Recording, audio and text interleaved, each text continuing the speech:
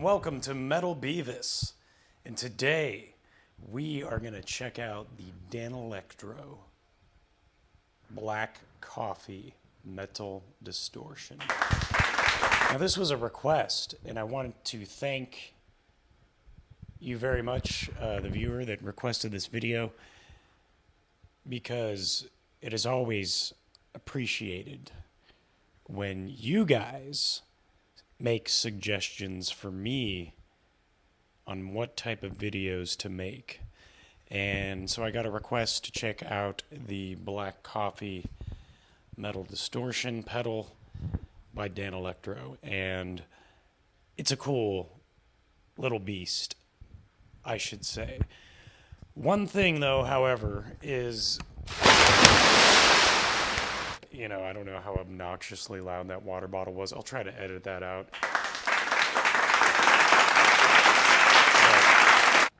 But one disclaimer about this little distortion pedal, which, by the way, it's really cheap. You can get this thing I got mine for $20.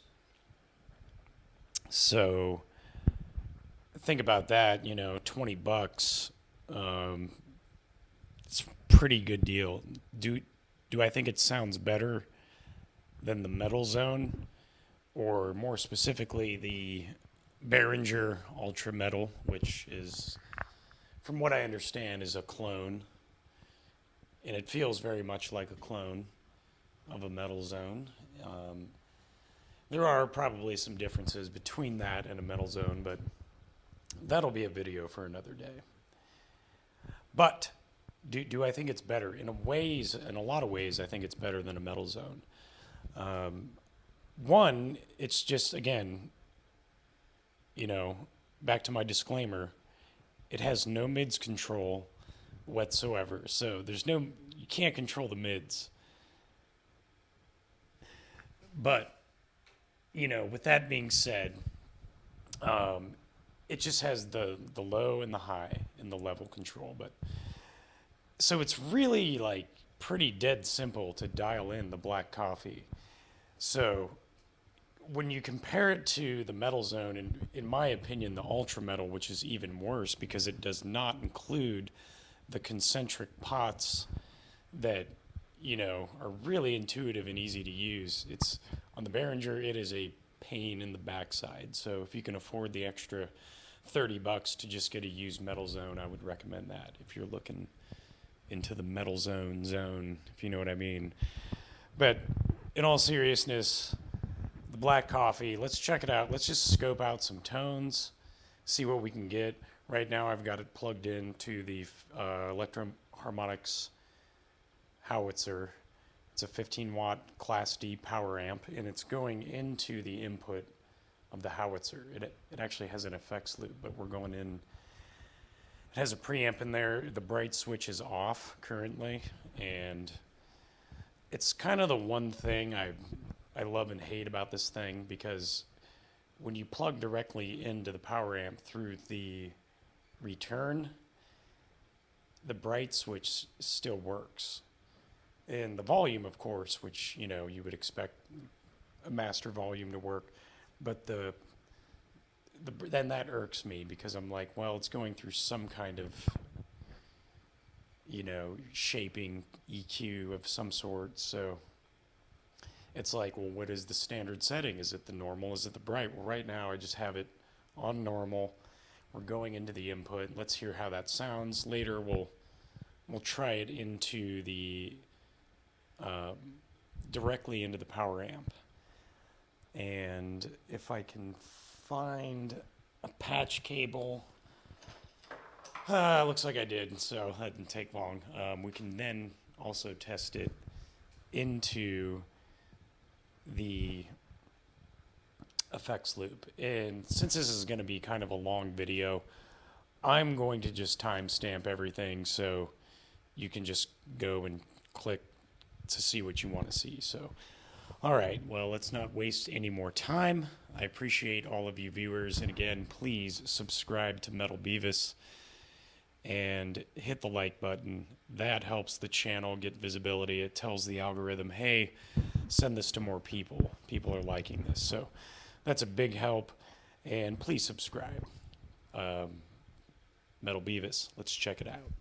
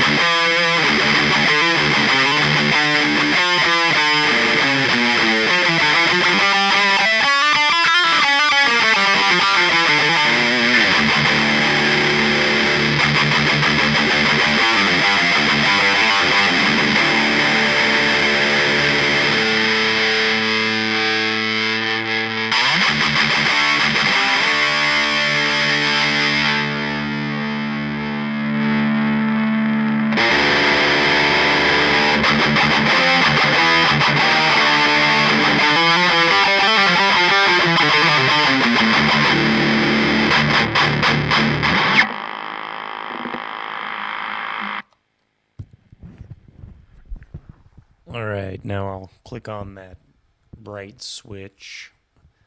Let's hear how that sounds.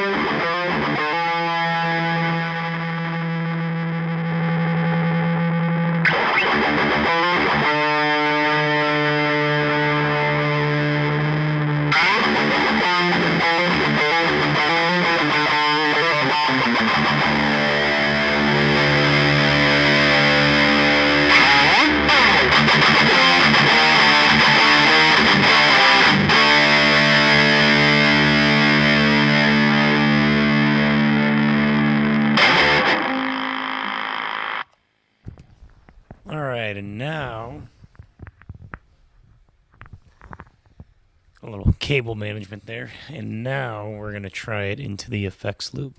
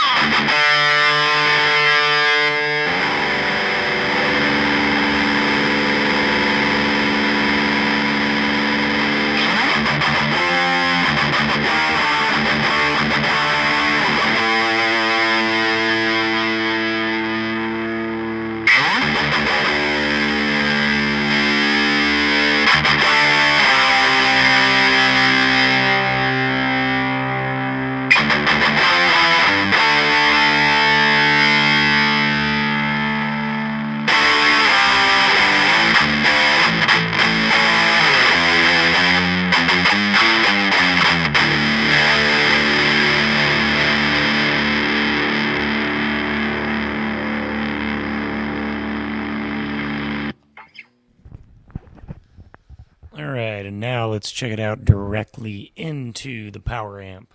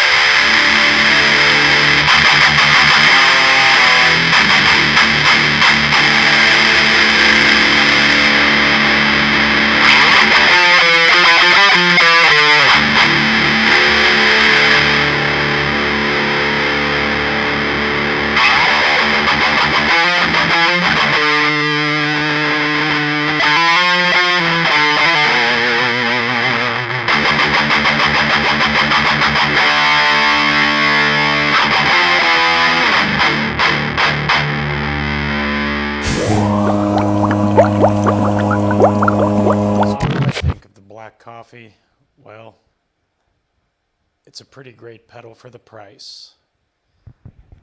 And even though it's very simple, it's really easy to dial in the tones, and honestly, there's worse sounding distortion pedals. What I really like about it is it gives you a lot of saturation. Also, the controls, even though there's just two, a bass and a treble, there is such a variation. I mean, you tweak the knobs and the way they work together. I mean, if you crank the bass down, the treble behaves differently, and so depending on how they're set, so it really just expands on those two controls really well. Like, it's a pretty well made circuit. I do like this, and I would recommend it. What are like the major cons? I would say it definitely, it has a very kind of an artificial, distortion sound. It definitely sounds like a distortion pedal. It's not amp-like in any way, but I don't think that's a bad thing, depending on the tones you're going for. So it's a great, if you see one, pick it up. I think you'll have fun with it. And, they're definitely kind of collectible. So they don't make them anymore as far as I know. So, but yeah, that's it. Metal Beavis. Thank you so much for coming to the channel. Please subscribe, like, and let's do this. Metal Beavis. Until next time, rock out.